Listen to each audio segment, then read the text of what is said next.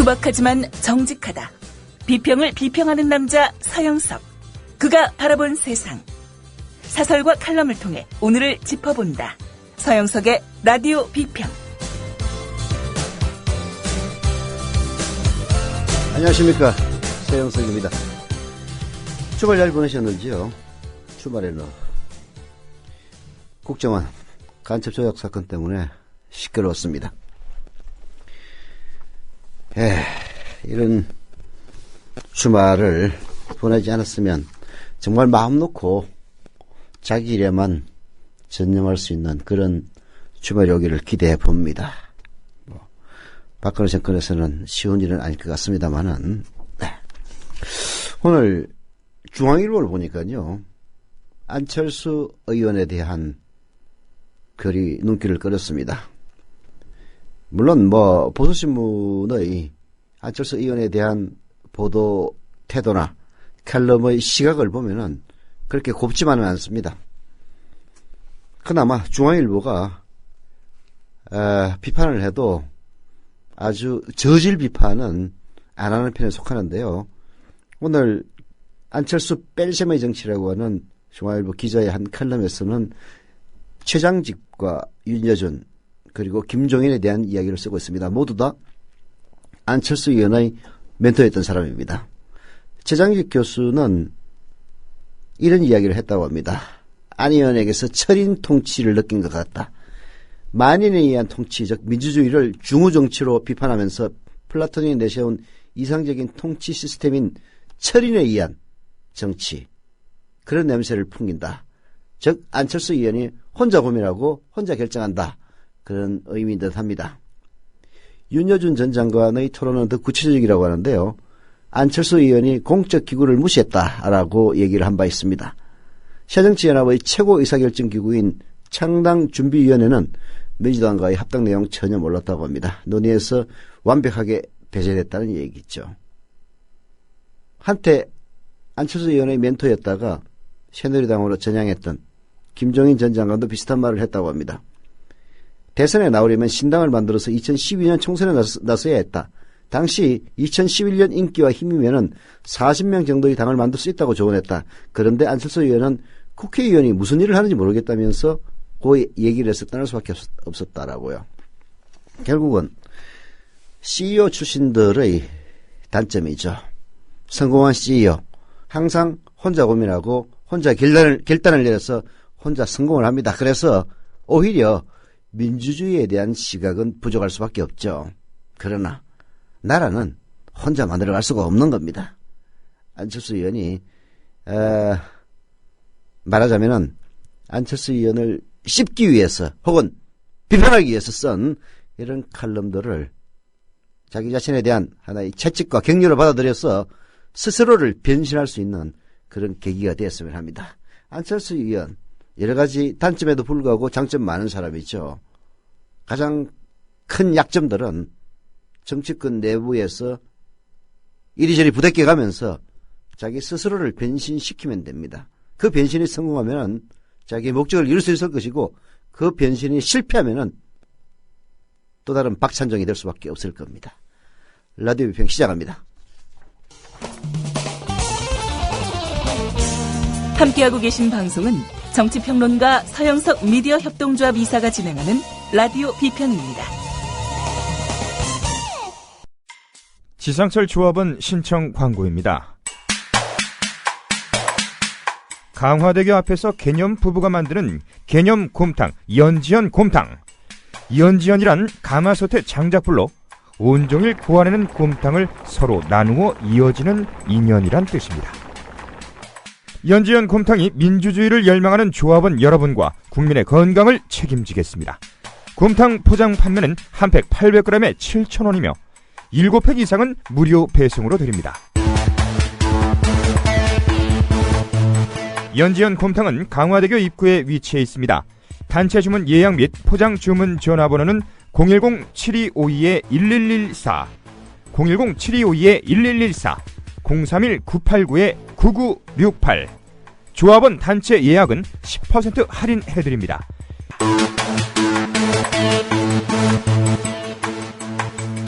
포장 판매 금액의 10%는 국민TV 후원금으로 쓰입니다.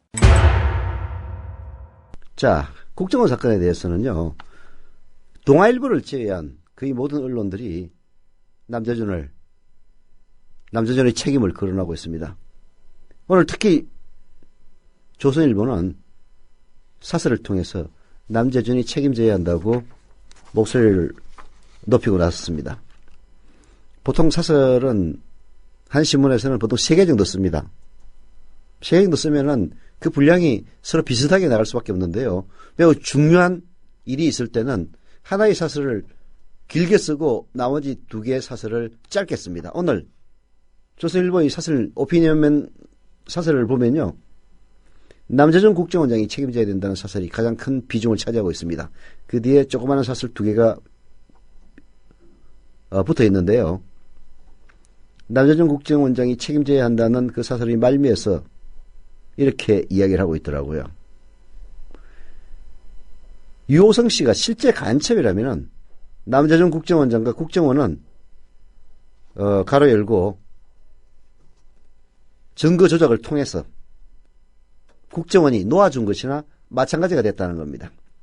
만약 간첩이 아니라면 무고한 사람에게 엄청난 누명을 씌운 것이라는 거죠.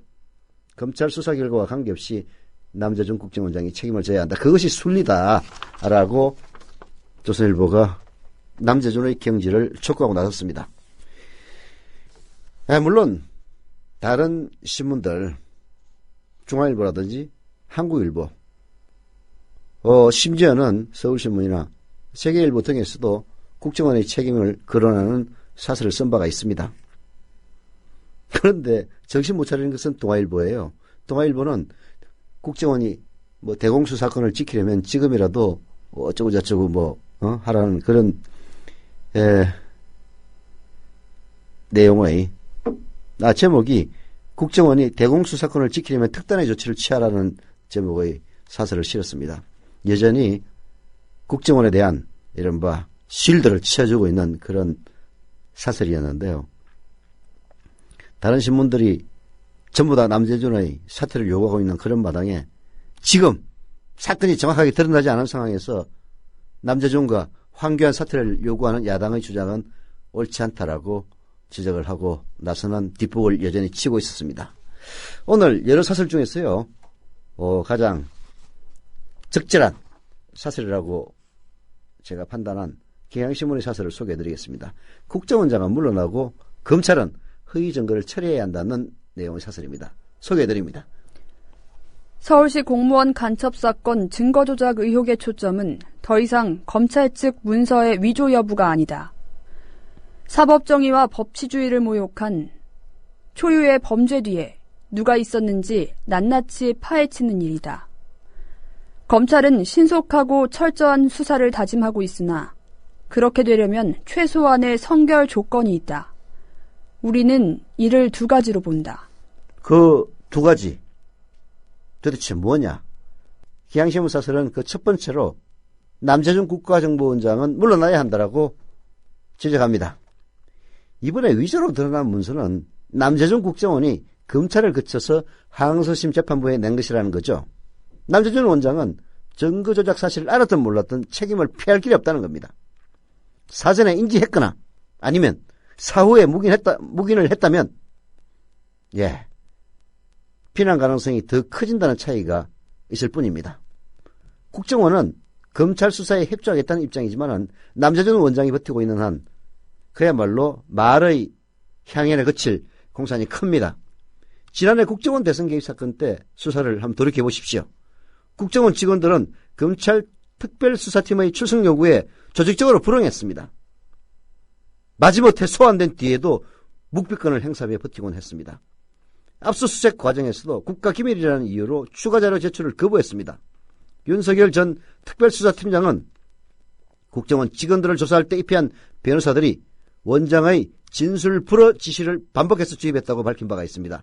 말하자면 남재준 원장은 검찰 수사, 즉 부정선거 의혹을 받고 있는 국정원의 직원들을 소환해서 조사할 때 입회한 변호사들이 남재준 원장이 비밀 엄수하라고 했으니까 진술하지 말라라고 라는 사실을 지속적으로 환기시켰다는 겁니다.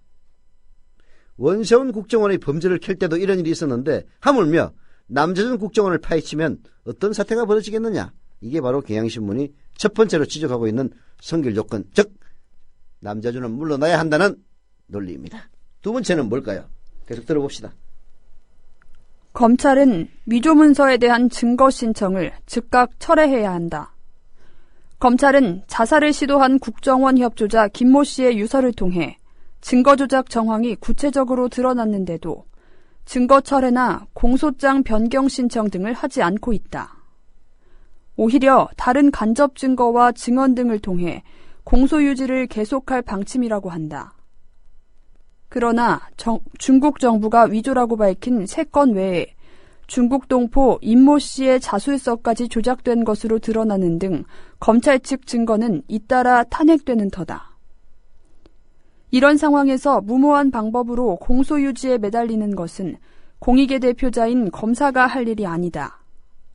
김진태 검찰총장은 증거 철회 등의 조치를 지시하는 한편 허위 증거를 법원에 제출한 검사들의 책임을 엄중히 묻기 바란다. 네. 국정원과 검찰은 지금 벼랑 끝에 몰려 있습니다. 그런데도 책임을 통감하는 것 같지는 않습니다. 국정원은 협조자를 내세워 꼬리 자르기를 시도하고 있습니다. 오죽하면 그 혐의자가 자살을 시도하면서 국조원이라고 썼겠습니까? 국조원, 국가조작원이라는 의미입니다. 게다가 검찰은 국정원을 방패막이로 삼으려는 듯하니 정말 한심하기 그지없는 모습들입니다. 이래가지고 검찰과 국정원 더 큰 위기에 몰릴 뿐입니다. 두 기관은 진정으로 자성하고 책임지는 모습을 보여야 한다라고 경향신문의 사설은 촉구를 하고 있습니다. 예, 이 모든 것은 결국은 정치적 목적을 가지고 무리하게 수사를 했기 때문에 일어나는 일입니다. 이석기 의원에 대한 내란 업무 사건 1심에서 그야말로 불분명한 이유로 판사의 판단이라고 믿기 어려울 정도의 그야말로 정황론에 의거해서 유죄를 선고하긴 했습니다. 그러나 제가 보기에는요, 정상적인 법리에 관한 상식의 판단을 가진 판사라면 다른 건 몰라도 최소한 내란 업무에 대해서는 무죄를 내리는 것이 합리적이라는 게 법조인들의 일치된 지적이기도 합니다. 결국은 정치적 목적을 가졌기 때문에 이런 논란이 벌어지는 겁니다. 유호성 간첩 조작 사건은 왜 이런 일이 벌어졌겠습니까? 결국은 원세훈 국정원이 범했던 이른바 박원순을 치기 위한 공작의 일환이 아니냐라는 것이 정가의 관측이기도 합니다. 서울시에 근무하고 있는 유호성 씨를 간첩으로 몰므로써 박원순 서울시장을 우회적으로 공격하는 그런 목적을 가지고 간첩으로 만들려고 했기 때문에 증거가 부족하니까 증거를 결국은 조작하게 되는 겁니다. 예, 국정원 감시받지 않는 정보기관이 어떤 폐해를 불러오는 것인지 우리는 유호성 간첩 조작 사건에서 그 극명한 사례를 보고 있는 겁니다.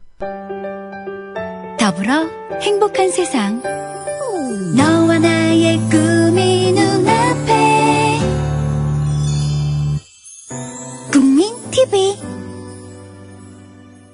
네, 아까 조합원 가입 부탁을 드렸는데요.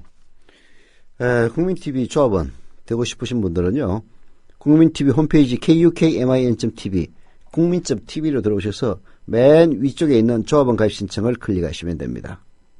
인터넷 사용이 불편하신 분들의 경우에는요, 미디어협동조합 사무국 02-3144-7737 02-3144-0933으로 전화하시면 직접 친절하게 가입시켜 드립니다.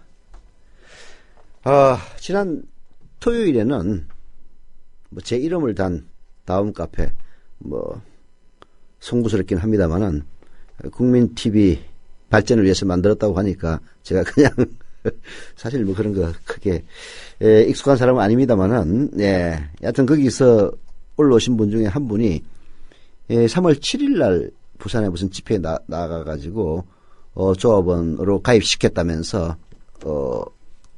조합원 가입서죠. 이거를 저에게 건네줬습니다. 예, 정말 감동스럽고 어깨가 무겁다는 그런 생각이 들더군요. 그리고 구청, 지금 저희 국민TV 뉴스가, TV 뉴스가 나갈 구청 스튜디오와 그리고 방송 제작국, 그리고 주조정실, 분장실, 컴퓨터 그래픽실 등등을 개학하고 갔습니다. 한 15분 올라오셨는데요. 부산에서 한 3분 오셨고, 서울에서 한 12분 오셔가지고 15분이 오셨는데요. 다들, 노정면 방송제작국장의 설명을 들으면서, 전부 고개를 끄덕끄덕 하면서 기대를 표시하고 갔습니다. 여러분들이 한 분 한 분 가입해주는 그 조합원들의 정성과 뜻이 모여서 드디어 4월 1일에는 국민TV 뉴스 출범합니다. 물론 의미 있는 대한방송들 많이 있습니다. 뉴스타파 아주 중요하고 좋은 방송이 있죠. 고발뉴스, 인터넷 신문과 더불어서 훌륭한 방송입니다. 그러나 아직까지 매일 특정 시간에 뉴스를 내보내는 대한언론은 없습니다. 국민TV가 바로 그 역할을 할 겁니다. 매일 저녁 9시부터 1시간 동안 전혀 다른 시각, 기울어진 운동장이 아닌 그야말로 공정한 시각에서 내보내지는 뉴스가 과연 어떤 뉴스인지. 물론 저희들 돈을 아끼려고 하다 보니까요, 경험이 있는, 경력 있는 기자들은 많이 뽑지를 못했습니다. 거의 수습 혹은 거의 신입 기자 혹은 신입 PD 수준의 경력을 가진 그런 분들을 뽑아서 지난 석 달 동안 노정면 국장의 지휘 아래 훈련을 거치긴 했습니다만은 좋은 기자, 좋은 PD가 서너 달 훈련만으로 되지는 않습니다. 처음에는 부족하더라도 여러분들의 격려와 그리고 성원이 따른다면 곧바로 자리를 잡고 훌륭한 뉴스를 매일 여러분들에게 선보이는 그런 방송이 되지 않을까 생각을 해봅니다. 조합원 가입 부탁을 드리면서 저희 간절한 부탁에 응하셔서 조합원 가입하신 대전 서구 월평 3동 완스님, ONNES 완스라고 해야 되네, 닉네임이. 조합원 가입 감사드립니다. 그리고 지난 시간에 가입해 주신 서울 성동구 마장동의 딱지님, 그리고 부산 금정구 청룡동의 봉화도후님, 부산 동래구 온천 3동의 제도68님, 조합원 가입 다들 감사드립니다. 그리고 출자금 납입도 부탁드립니다. 자, 조선일보가 남재준 책임져라, 남재준 물러나는 것이 순리다 라는 기다란 분량의 사설을 쓴 데 이어서 짧은 사설로 검찰은 국정원 뒤에 숨을 생각을 하지 말라라고 검찰까지 비판하고 나섰습니다. 물론 앞서 소개해드린 경향신문의 사설에서도 검찰 부분을 이야기를 했는데요. 다시 한번 검찰, 국정원 뒤에서 숨을 생각하지 말라는 조선일보의 사설을 소개함으로써 지금 검찰, 권력에 굴종하는 검찰이 얼마나, 심지어는 보수신문에게서도 이런 대접을 받고 있는 것인지 정치검찰들은 각성해야 됩니다. 그야말로 국민의 안녕과 행복을 위해서 엄지에서 일하는 수많은 검사님들 욕하고 싶은 생각 전혀 없습니다. 그러나 출세를 위해서 정치권에 해바라기 하는 공안검찰, 정치검찰들은 정말 반성해야 돼요. 오죽했으면 조선일보가 검찰, 너희들은 국정원 뒤에 숨을 생각하지 말라라고 질타하고 나섰겠습니까? 소개해드립니다. 지난달 14일 서울시 공무원 유우성 씨 간첩 사건의 증거가 조작됐다는 의혹이 불거지자 검찰은 위조일리 없다고 했다. 검찰은 이틀 뒤엔 기자회견까지 열어 위조 의혹이 불거진 문서 3건은 모두 중국 정부기관이 발급한 것이라고 했다. 그러나 검찰의 말과 정반대 사실들이 속속 드러났다. 외교 경로로 입수했다는 문서는 현지 국정원 협조자가 구한 것을 선양 총영사관에 파견된 국정원 직원이 번역한 것에 지나지 않았다. 선양 총영사관에 파견된 국정원 직원, 번역한 사람이 이인철 영사라는 사람입니다. 처음에는 거부했는데 위에서 계속 하라고 해가지고 할 수 없이 했다라는 진술까지 검찰에 했다는 그런 보도마저 있었습니다. 검찰은 작년 8월 중국 지린성 공안청에 요성씨 출국 기록을 요청했습니다. 중국은 전례가 없다며 거절했죠. 그 2달 뒤에 국정원이 유씨 출국 기록을 검찰에 냈습니다. 검찰은 자기들이 정식 외교 경로를 통해 얻지 못했던 중국 공문서를 국정원이 어떻게 입수했는지 확인해야 했지만 그러지 않았습니다. 검찰, 이게 문제예요. 자, 자신들이 공식적인 외교 경로로 중국 외교부를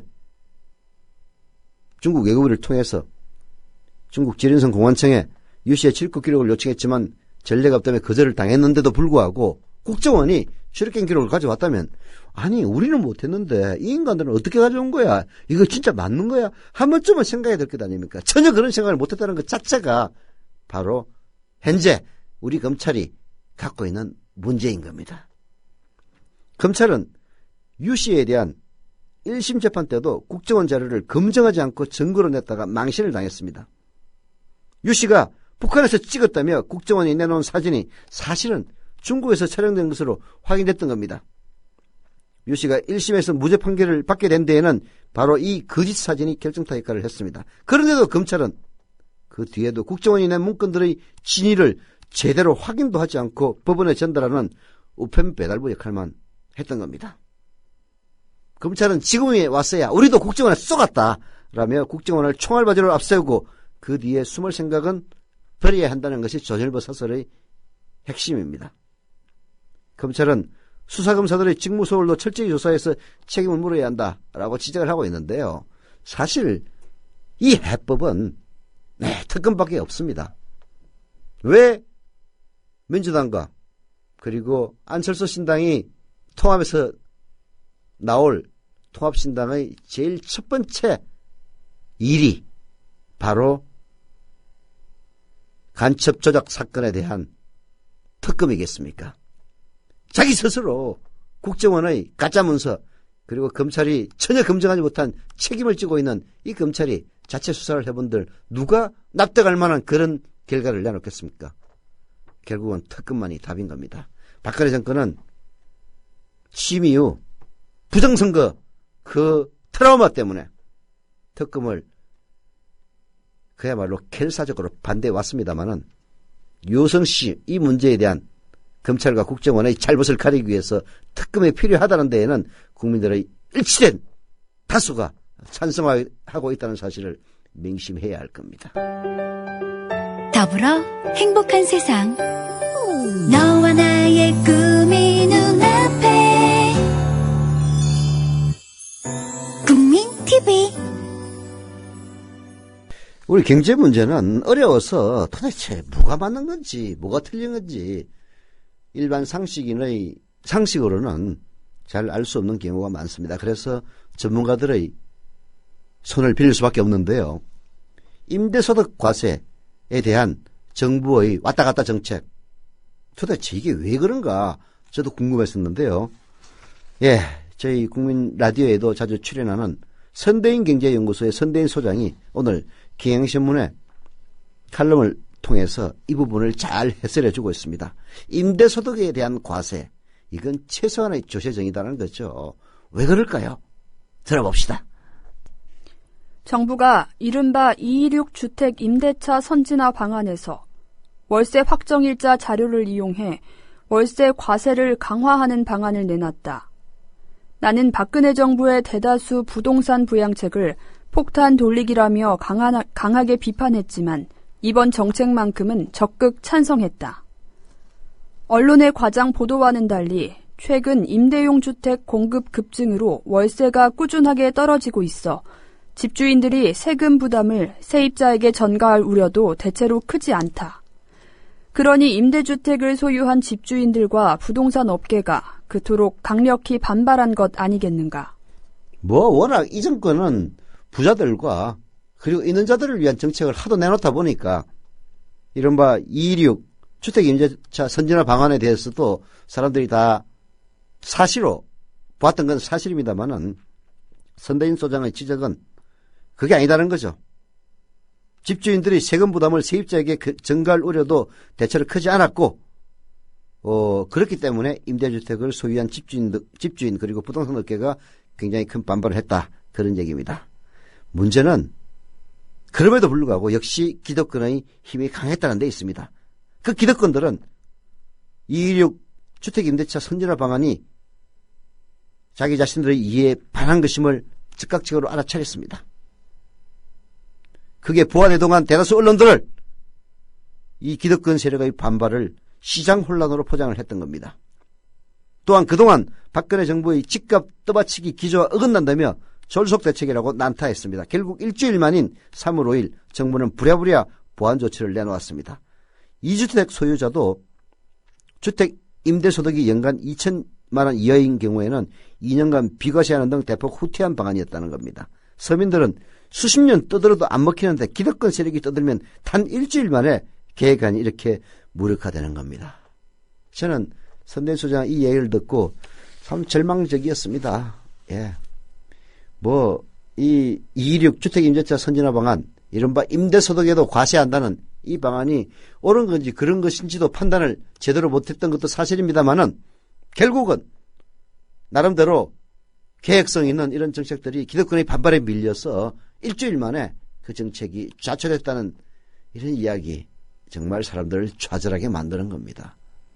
있는 자들과 집부자들, 땅부자들이 언론과 유착돼서 한번 떠들기 시작하면은 박근혜 정권처럼 나름 보수 세력들에게 힘이 있는 정권도 이렇게 힘없이 뒤로 물러설 수밖에 없다는 이 한계, 대한민국이 갖고 있는 한계입니다. 계속 들어봅시다. 상당수 언론들이 이리저리 사태를 왜곡하다 보니 복잡해 보이지만 문제는 간단하다. 근본을 생각해보자. 소득이 있는 곳에 세금이 있다. 근로소득세는 일정한 소득 이상의 월급쟁이들이 모두 낸다. 그것도 정부가 원천 징수를 해 빠져나갈 구멍도 없다. 그런데 불로소득에 가까운 임대소득을 신고하고 세금을 제대로 내는 집주인은 거의 없다. 집주인이 상대적으로 더 고소득자이거나 자산가인데도 그렇다.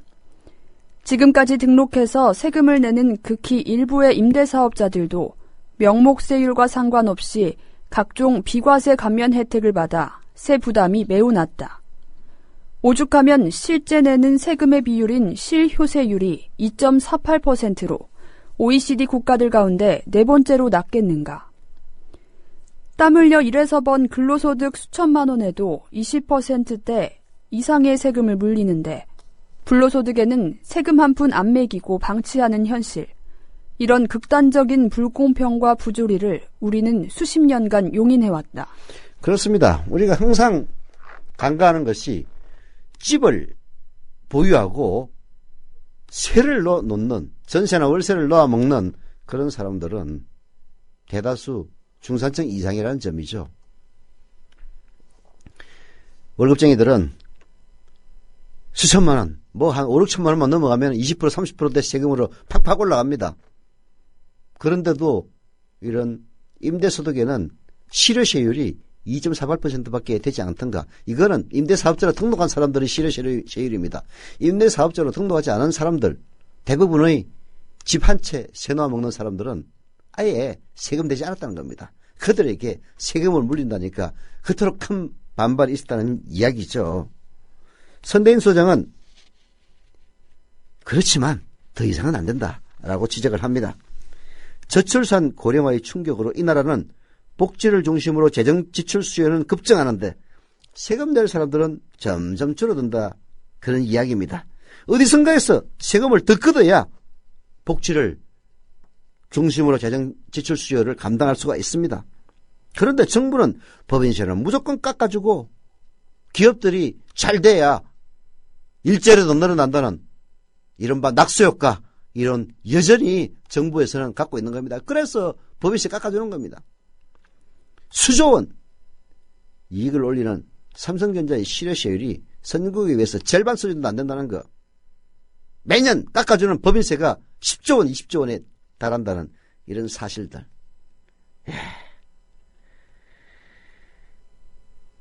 법인세만 깎아줍니까? 주식 양도 차익에는 아예 과세를 하지 않습니다.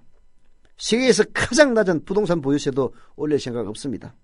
조금 부동산 보유세 올렸다고 그거를 이명박 때 원위치 시켰던 것 아닙니까? 그렇게 해서 걷지 못하는 부동산 보유세금 연간 20조 원에 달한다는 통계도 있습니다. 20조 원이 누구야 될 이름입니까? 이명박의 나라를 망쳤다는 4대강에 들어갔던 공식 예산도 22조 원입니다. 이명박이 부동산 보유세를 낮춰줌으로써 매년 손실된 세금만 20조 원이 넘는다는 사실 우리는 잊어서는 안 됩니다. 집값 떠받치게 목을 매며 부동산 취득세를 깎아주고 양도세 중과도 이 정권 들어서 폐지했습니다. 그런데 임대소득세에도 손을 못 대겠다면 도대체 어디에서 세수를 확보할 것이냐라는 것이 선대인 소장의 지적인 겁니다. 결국은 애꿎은 서민들과 유리할 지갑의 세금 부담만 높아질 수밖에 없는 겁니다. 그리고 각종 과태료 이런 것들만 늘어나는 겁니다. 그래서 경찰들 동원해가지고 물론 교통법규 위반하면 당연히 잡아야죠. 그러나 평소 때보다도 2배, 3배 늘어난다면 그 문제가 있는 겁니다.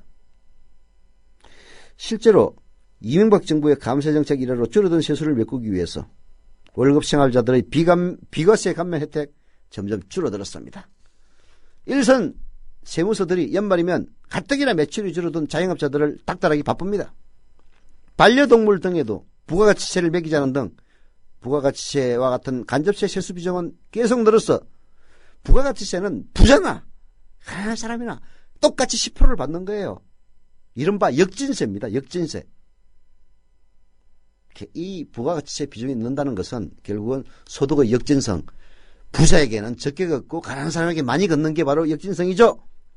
그 역진성이 더 한층 커졌다는 겁니다. 그 결과 지난 몇 년 동안 고소득층의 세부담 증가율보다도 저소득층의 세부담 증가율이 훨씬 더 커졌습니다. OECD 국가들 가운데 조세 재정에 의한 소득 불평등 완화 효과가 압도적 꼴찌인 나라가 바로 대한민국입니다. 언제까지 이런 현실을 두고 볼 것입니까? 더구나 월세 과세는 다주택자들의 세금 부담을 늘려서 집값 거품을 빼는 효과도 있습니다. 월세에 대해서 제대로 과세를 하면은 집을 여러 채 보유하고 있는 사람들이 결국은 세원이 노출되고 자기가 재산을 갖고 있고 세금을 내야 되고 그렇기 때문에 집을 팔게 되고 그러면은 집값의 거품을 빼는 그런 효과도 있다는 겁니다. 집값 거품이 빠지면은 집값을 기준으로 삼는 전세와 월세 임대료도 결국은 떨어지게 되어 있습니다. 대다수 서민 가게에는 실보다도 덕이 훨씬 더 많은 그런 조치죠. 어차피 기득권 본당인 새누리당에는 기대하기 어렵습니다. 야당은 근로소득만큼 임대소득에도 과세한다는 큰 원칙을 국회에서 관철해달라라고 선대인 소장 호소하고 있습니다. 바로 그것이 지금의 야권이 집권 세력과 차별하는 길이고요. 그리고 이 나라 조세 정의의 최소한 미니멈이라는 겁니다. 역시 이런 문제는 전문가들의 조언을 들어봐야 됩니다. 더불어 행복한 세상 너와 나의 꿈이 눈앞에 국민TV 부산 동래구 온천 삼동의 제도 68님이 아마도 부산 모임에서 조합원에 가입하신 분 같은데요. 출자금도 조속히 납부해 주시기를 부탁을 드리겠습니다. 전남 목포시 연산동의 리차드님 조합원 가입 감사드립니다. 그리고 주소를 아직 기재하지 않으신 우렁스님 조합원 가입 감사드립니다. 그리고 행복한 둥이맘님이 게시판에 오늘 저희 신랑도 출자금을 완납했습니다. 이남수 광주광역시 광산구 송정동이고요. 저희 부부는 이제 진정한 조합원이 되었습니다. 라고 써주셨는데요.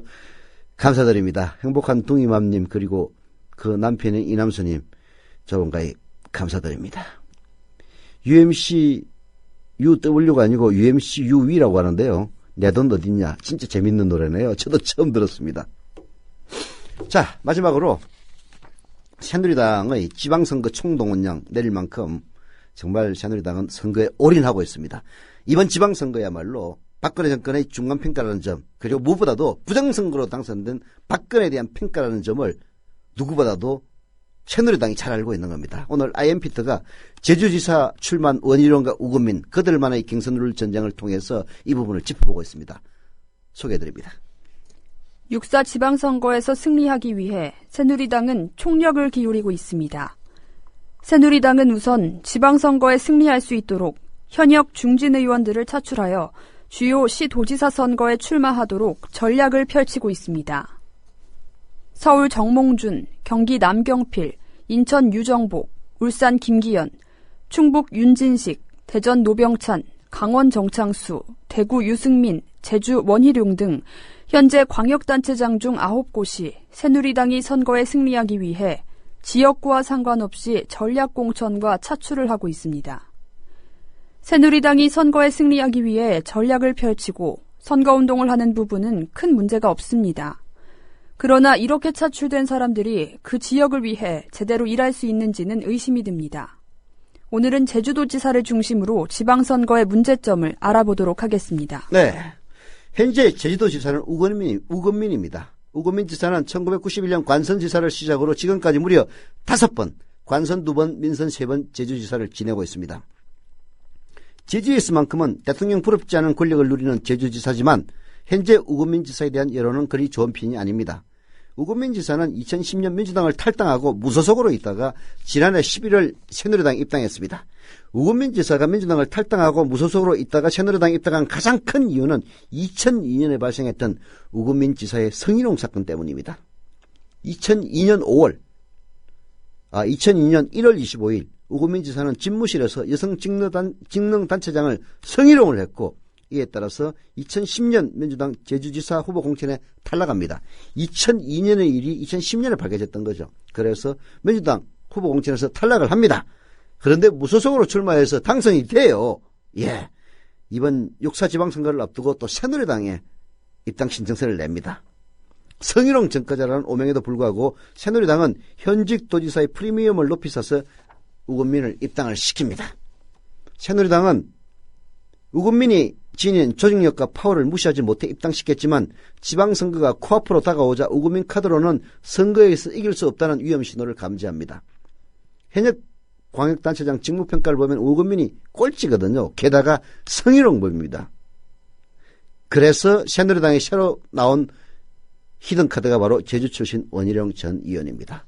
원희룡은 아시다시피 서귀포 출신인데요. 제주 제1고를 나와서 82년 전국 대입 수석, 서울대 법대 수석, 사법시험 수석 합격한 인물입니다. 제주에서는 아주 유명한 인물이죠. 근데 문제는 당내 경선을 하면은 우건민이 이긴다는 사실이 있습니다. 그래서 원희룡은 완전 여론조사 경선을 주장하고 있는데요. 새누리당은 우건민을 입당시킨 이 괴로움 때문에 이러지도 못하고 저러지도 못하는 그런 형편입니다. 자세한 내용은 IMPT의 글 전문을 읽어보시기를 권유드리면서 오늘 라디오 비평 여기서 마치겠습니다.